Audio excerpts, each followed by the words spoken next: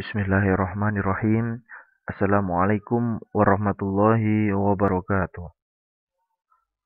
Alhamdulillahirabbil alamin. Kali ini kita masih diberikan Allah Subhanahu wa taala kesehatan dan kesempatan sehingga insyaallah kita masih dapat melakukan proses pembelajaran. Kali ini pelajaran yang kita bahas adalah akidah halak dengan judul akhlak terpuji kepada Allah Subhanahu wa taala. Sebelum kita memulai pembelajaran, alangkah baiknya kita awali dengan berdoa, dengan harapan apa yang kita pelajari mendapatkan keberkahan dari Allah Subhanahu wa taala. Al-Fatihah.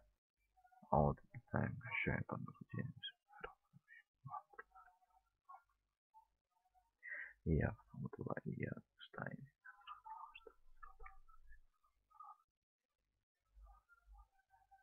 amin.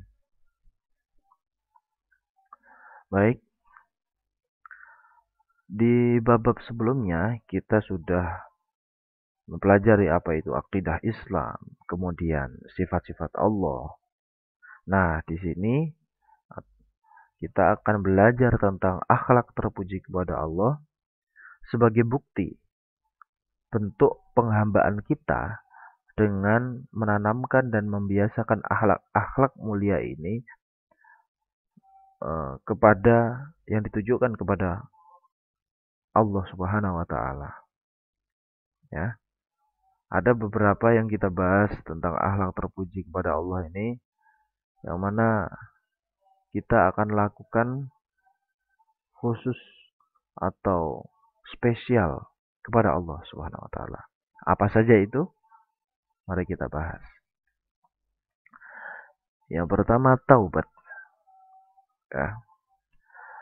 Taubat secara bahasa berarti kembali.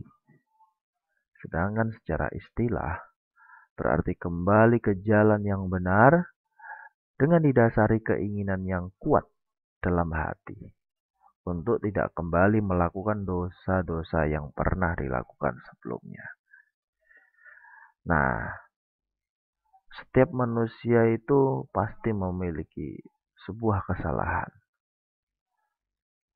Dan kesalahan terbaik adalah yang bertaubat. Ya, jadi kalau misalnya kita membahas tentang taubat, tentu kita tidak lepas dari perbuatan yang pernah kita lakukan sebelumnya. Bahkan Nabi Adam pun diturunkan dari surga ke bumi itu karena melakukan sebuah kesalahan. Kullu bani Adam khata'un wa khairul khata'ina at-tawwabin. Setiap anak Adam itu melakukan sebuah kesalahan. Namun, kesalahan yang terbaik ya, yakni bertaubat. Nah, taubat itu memiliki beberapa dalil yang berkaitan dengan taubat. Ini tercantum ada 3. Quran surat At-Tahrim ayat 8. Quran surat An-Nasr ayat 3 dan Quran surat An-Nisa ayat 48. Kalian bisa cari langsung di Al-Quran beserta terjemahnya ya. Nah, kemudian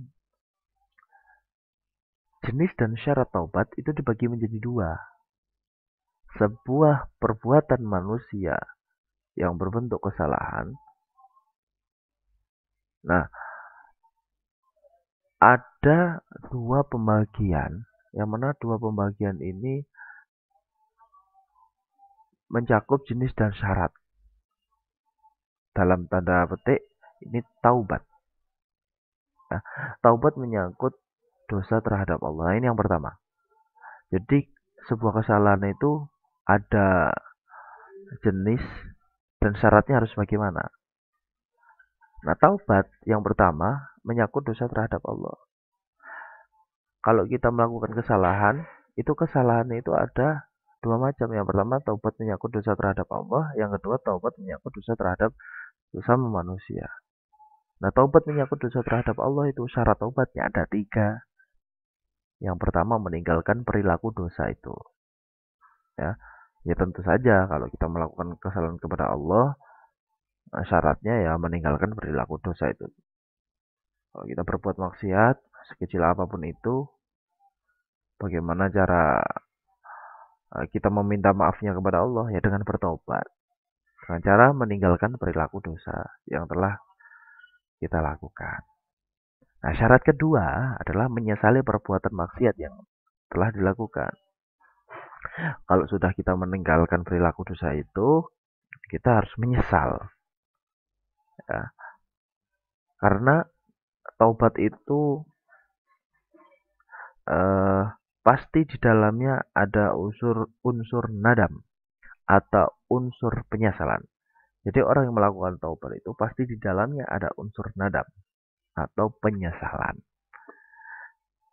Sedangkan syarat yang ketiga, taubat menyangkut dosa terhadap Allah, yakni berniat tidak melakukannya lagi selamanya. Ya, jadi ada 3 syarat. Kalau kita berdosa, kalau kita bermaksiat kepada Allah Subhanahu wa taala untuk bertobat. Ya, caranya adalah meninggalkan perilaku dosa, kemudian menyesali perbuatan dan berniat tidak melakukan lagi selamanya. Selanjutnya, kalau kita melakukan kesalahan terhadap sesama manusia. Nah, ini menurut Imam Nawawi ada 4. Ya, kalau kita melakukan kesalahan terhadap Allah, itu syaratnya yang sudah disebutkan tadi. Sekarang kalau kita melakukan kesalahan terhadap sesama manusia, syaratnya adalah 1. Meninggalkan perilaku dosa itu sendiri, sama ya seperti yang pertama. Kemudian menyesali perbuatan maksiat yang telah dilakukan, sama juga. Kemudian berniat untuk melakukan lagi, ya, berniat tidak melakukan lagi selamanya, juga sama. Jadi 1, 2, 3 ini sama. Dan yang terakhir, membebaskan diri dari hak manusia yang dizalimi. Ya. Nah, yang keempat ini membebaskan diri dari hak manusia yang dizalimi ini seperti apa maksudnya? Nah, maksudnya gini. Jadi misalnya dosanya menyangkut harta dengan cara yang mengembalikan hartanya. Kalau misalnya menyangkut non materi seperti pernah memfitnah, pernah menggunjing, ghibah dan lain-lain, maka hendaknya ya meminta maaf langsung kepada yang bersangkutan. Jadi taubat dari segala kesalahan itu tidak membuat seseorang terhina di hadapan Tuhannya. Hal ini justru akan menambah kecintaan dan kedekatan seseorang dengan hamba dan Tuhannya. Kenapa gitu? Ya karena sesungguhnya Allah itu sangat mencintai orang-orang yang bertaubat dan mensucikan diri. Ya, sebagaimana surat Al-Baqarah ayat 222 yang berbunyi gimana? Innallaha yuhibbut tawwabina wa yuhibbul mutatahhirin. Itu ya. Namun di sini taubat itu ada 4 tingkatan. 4 tingkatan orang yang bertobat yang disesuaikan dengan kondisi jiwanya. Ya. Jadi 4 tingkatan taubat yang disesuaikan dengan kondisi jiwanya. Yang pertama adalah orang yang taubat nasuha. Nah, orang yang taubat nasuha itu sebenar-benarnya taubat dan tidak diulangi semasa hidupnya. Jadi versi pertama ini orang yang ketika melakukan sebuah kesalahan, dia benar-benar tidak mengulangi kesalahannya semasa hidupnya. Ya, namanya manusia tetap pernah melakukan dosa ya. Nah, tapi di sini walaupun melakukan dosa kecil, kadang dilakukan secara tidak sengaja. Jadi tidak dengan sengaja melakukan dosa itu. Ya, khilaf. Nah, ini benar murni khilaf ya, tidak dikhilaf-khilafkan.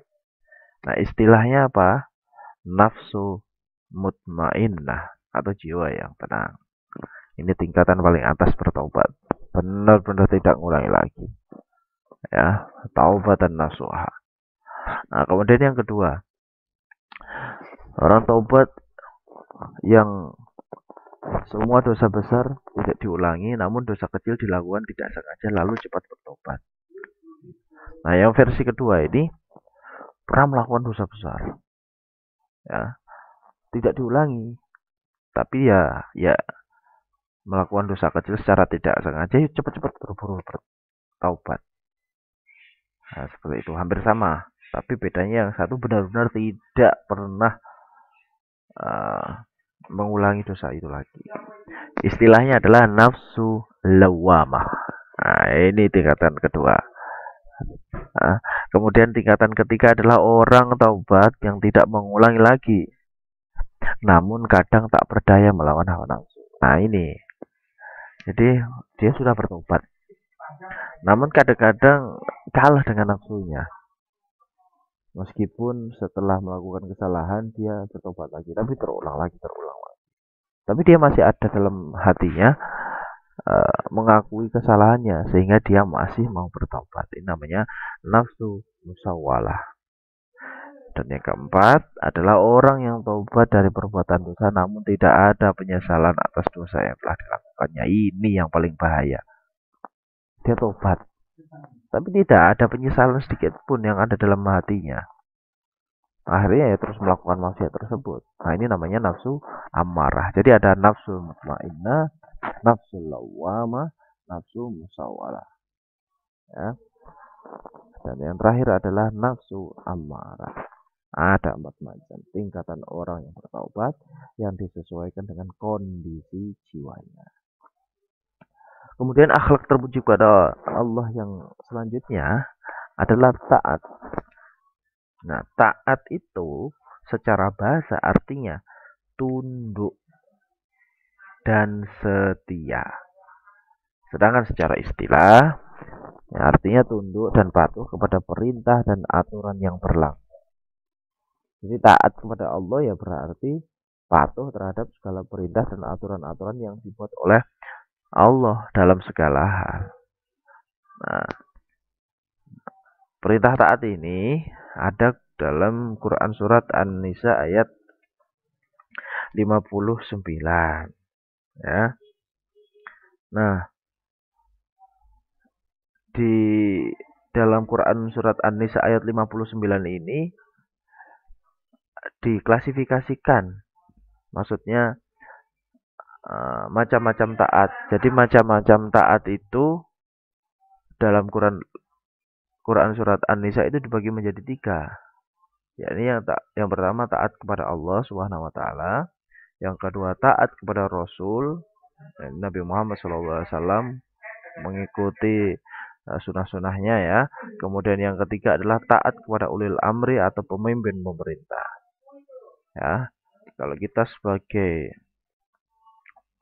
bawahan atau sebagai anggota ya kita harus mengikuti pemimpin, kecuali kalau misalnya pemimpinnya itu apa namanya melakukan atau mengarahkan kepada kemaksiatan, kita tidak harus taat. Ya, kita harus tetap kuat dengan akidah yang kita yakini, yakni akidah Islam, al-aqidah al-islamiyah. Nah, ini macam-macam taat berdasarkan Quran surat An-Nisa ayat 59. Kemudian selanjutnya istiqomah. Nah, ini akhlak terpuji kepada Allah yang selanjutnya adalah istiqomah. Ya, secara bahasa itu artinya lurus. Sedangkan secara istilah artinya suatu perbuatan dan sifat yang senantiasa mengikuti jalan yang lurus, yakni jalan yang diridhoi Allah Subhanahu wa taala. Nah, dalil tentang istiqomah itu pada Quran surat Hud ayat 112. Nah, pemahaman praktisnya istiqomah itu konsisten. Jadi terus melakukan dengan dengan lurus. Misalnya kalian sejak MTS sudah terbiasa puasa Senin Kemis. Lakukan secara istiqomah terus sampai kalian SMA atau sampai kalian MTS, sampai kuliah, sampai bekerja, sampai menikah, sampai tua. Nah, itu namanya istiqomah. Begitu juga kalau misalnya kita melakukan sebuah keburukan, biasanya eh, apa namanya merokok atau biasanya suka berkata-kata kasar, terus ngomong-ngomong kayak gitu sampai gede sampai ini sampai ya, tuh ini istiqomah dalam keburukan nggak boleh. Istiqomah itu hanya dilakukan kepada suatu hal yang baik atau positif. Nah, begitu ya. Nah, bagaimana caranya agar tetap istiqomah? Ada beberapa cara di sini yang diungkapkan. Yang pertama, meluruskan niatnya. Jadi kalau misalnya kita mau istiqomah, kita luruskan niat dulu. Kita istiqomah seperti ini tuh karena Allah apa tidak? Nah, kita luruskan. Jadi niatnya harus mantap dulu. Innamal a'malu binniyat wa innamal likulli imri'in ma nawa. Segala sesuatu itu tergantung niatnya dan akan mendapatkan apa yang dia niatkan. Nah, ya Allah, saya ingin niat menuntut ilmu karenamu ya Allah supaya saya terhindar dari kebodohan. Ya sudah, insya Allah kalau niatnya seperti itu akan mendapatkan ilmu yang berkah dan dia menjadi orang yang selalu mendapatkan petunjuk, terhindar dari kebodohan. Nah, mantap kan? Kemudian cara yang kedua adalah memahami makna syahadat. Nah, syahadat itu ada dua. Syahadat tauhid, asyhadu alla ilaha illallah, dan syahadat rasul. Wa asyhadu anna Muhammadar Rasulullah. Kalau kita memahami makna syahadat yang telah kita amalkan, yang telah kita ketahui dan pahami dengan adanya syahadat tauhid dan syahadat rasul, tentu kita ya selalu istiqomah dengan melakukan eh, kegiatan-kegiatan positif. Karena di dalam di situ mengarahkan kepada ketaatan, keistiqomahan. Nah, syahadat itu seperti itu, karena sudah bersaksi dan yakin bahwa Allah itu satu dan punya utusan namanya Rasul, Rasul Allah, Nabi Muhammad Shallallahu Alaihi Wasallam. Oke, selanjutnya nomor tiga atau cara tetap istiqomah yang selanjutnya adalah memperbanyak bacaan Al-Quran. Ya, memperbanyak bacaan Al-Quran itu salah satu cara supaya tetap terlatih untuk istiqomah. Karena nggak mudah ya menyempatkan diri untuk membaca Al-Quran. Terus yang keempat adalah meningkatkan kualitas ibadah sedikit demi sedikit. Nah, ini ketipu ini ya. Meningkatkan kualitas ibadah sedikit demi sedikit. Jadi kalau misalnya kita mulai dari kecil terbiasa untuk sholat 5 waktu, tepat waktu, oke, sudah bagus. Kemudian dilanjutkan, kalau sudah tepat waktu terus, selalu berjamaah, tingkatkan lagi. Nah, kemudian mengajak orang, tingkatkan terus. Nah, jadi mulai dari kecil ya, kemudian ke uh, lebih tinggi lagi. Kalau sudah mampu merasa bisa, ditingkatkan lagi. Nah, itu caranya. Cara selanjutnya bergaul dengan orang-orang soleh. Ya, kalau kita bergaul dengan orang yang positif, kita akan ketularan yang positif juga. Akhirnya bisa istiqomah. Kemudian selanjutnya berdoa dan berzikir kepada Allah Subhanahu wa taala. Nah, kita selalu berdoa memohon adalah bukti penghambaan kita kepada Allah. Ya. Kemudian menurut Ibnu Abbas itu itu istiqomah ada dalam tiga makna menurut Ibnu Abbas. Istiqomah dengan lisan itu bagaimana? Nah, ini bertahan dalam dua kalimat syahadat. Istiqomah dalam jiwa, ya ini melaksanakan ibadah dan ketaatan kepada Allah secara terus-menerus tanpa terputus. Dan yang ketiga, istiqomah dari hati, yakni melakukan segala sesuatu dengan niat dan ikhlas, ya, niat yang ikhlas dan jujur. Dan ikhlas sendiri apa artinya? Nah, ikhlas sendiri artinya bersih dari kotoran. Sedangkan secara istilah berarti niat mengharap ridho Allah Ya, jadi niat mengharap ridha Allah semata dalam beramal sebagai wujud menjalankan ketaatan kepada Allah dalam semua aspek kehidupan. Ikhlas di sini kan secara bahasa bersih dari kotoran. Kalau baju bersih dari kotoran itu bukan dikatakan ikhlas. Konteksnya di sini adalah akhlak terpuji kepada Allah. Ya, jadi ikhlasnya kepada Allah. Manusia yang telah ikhlas, yang hatinya ikhlas, berarti ini kembalinya kepada manusia itu sendiri yang ditujukan kepada Allah. Bukan baju, kemudian ruangan, bukan ya. Nah, dalam Quran surat Al-Bayyinah juga membahas tentang ikhlas. Seperti itu. Kemudian yang selanjutnya adalah khauf. Mungkin kalian asing ya, tapi khauf ini adalah salah satu akhlak terpuji kita kepada Allah Subhanahu wa taala yang artinya takut. Sedangkan secara istilah itu artinya takut kepada Allah dengan mempunyai perasaan khawatir akan azab yang Allah akan timpakan. Ada sebuah kisah itu ya. Dia ini suka maksiat ketika masa atau semasa dia hidup di dunia. Berpesan kepada saudaranya atau kepada temannya waktu itu. Dia berpesan kalau dia mati, nanti dia dibakar kemudian abunya itu disebarkan ke samudra dan di beberapa tempat lain. Karena kenapa? Karena orang tersebut telah melakukan banyak kesalahan dan dosa. Namun di dalam hatinya masih ada perasaan takut kepada Allah. Nah, ketika di di akhirat ditanya, kenapa kamu melakukan itu? Saya ini telah melakukan banyak kesalahan.